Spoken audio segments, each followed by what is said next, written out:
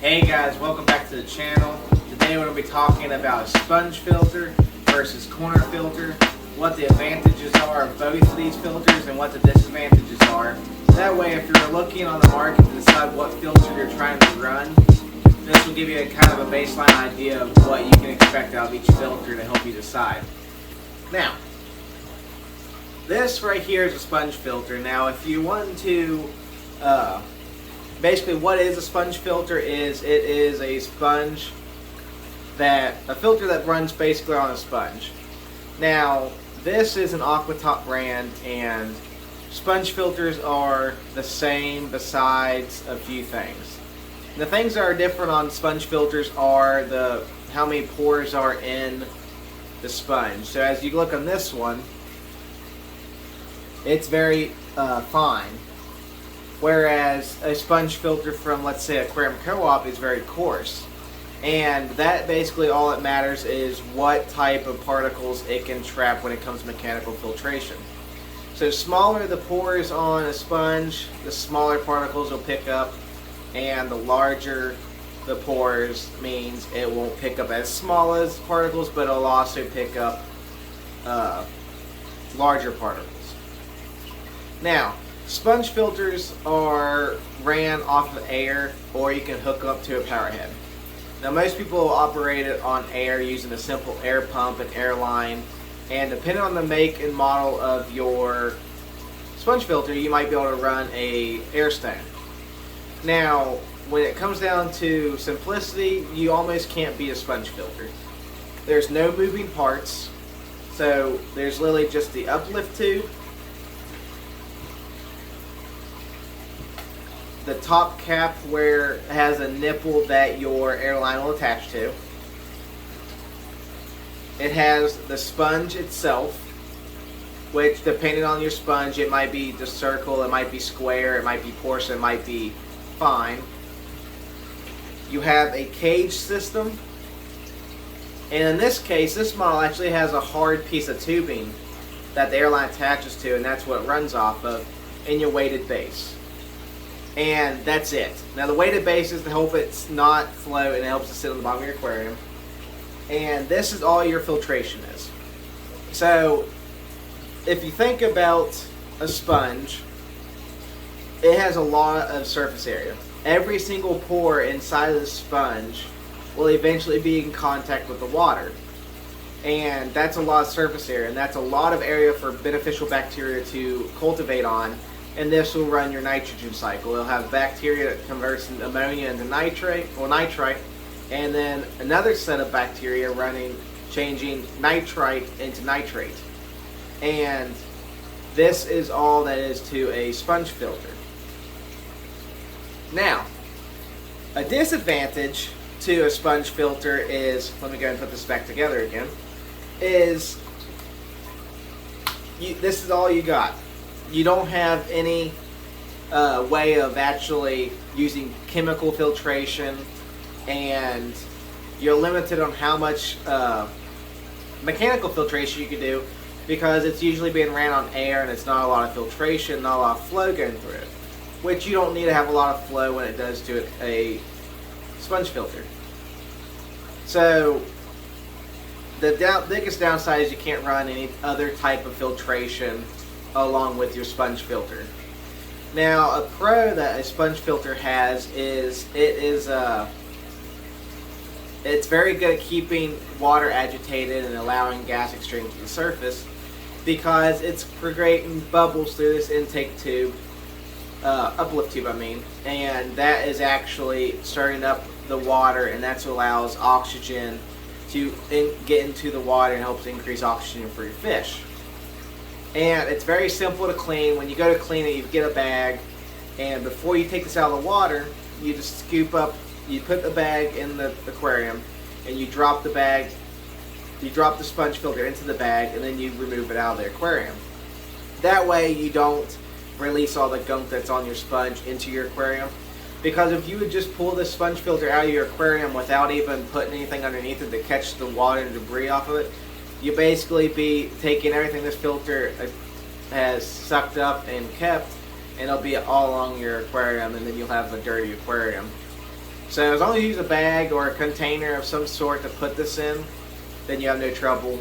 And all you got to do is wash it out with used tank water. So when you do a water change, or if you're just maintaining your sponge, you just put it in a bag, dump some of that old water into a bucket, and then you just rinse the sponge until it's clean.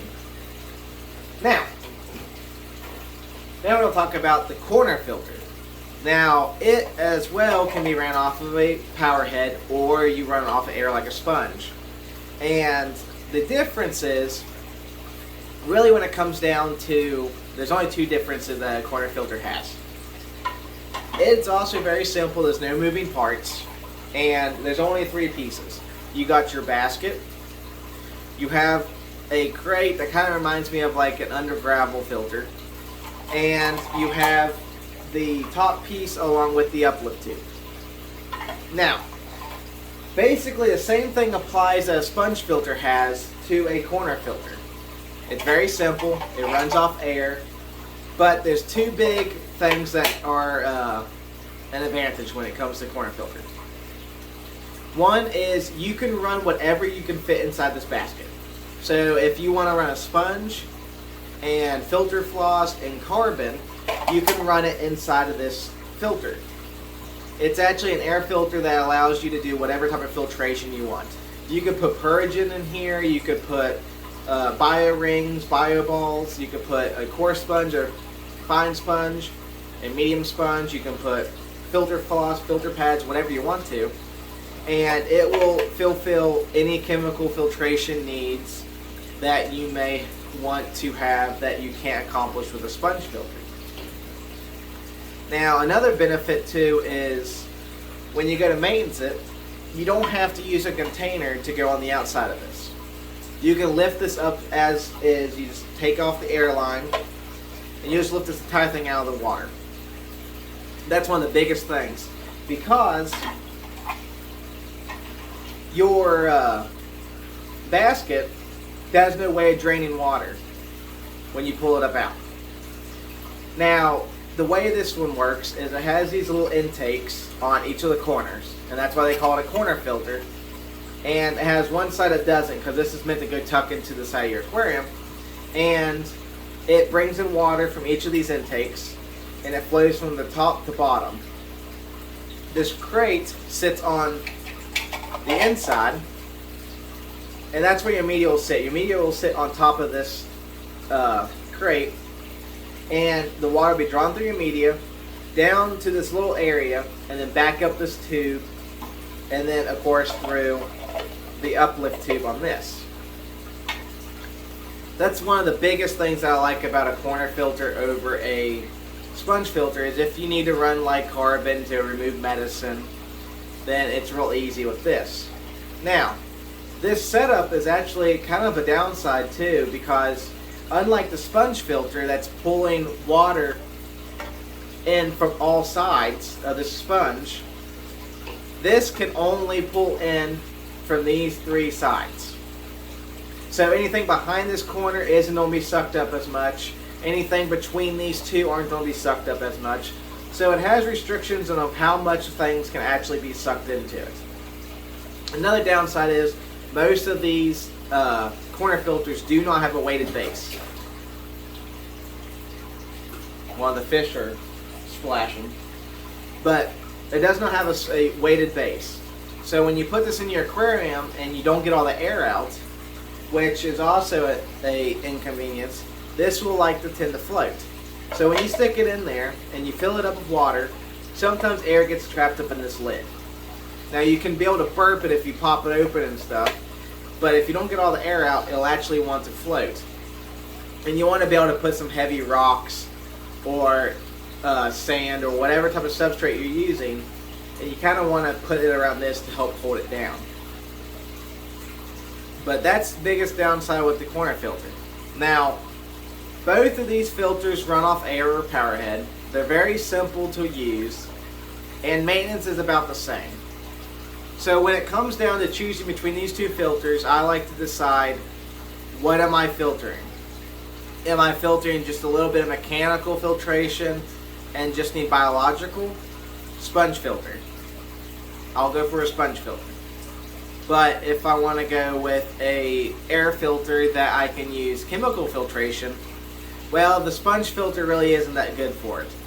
So if I'm wanting to run chemical filtration or be able to fully customize my filtration media, then a corner filter is the way to go.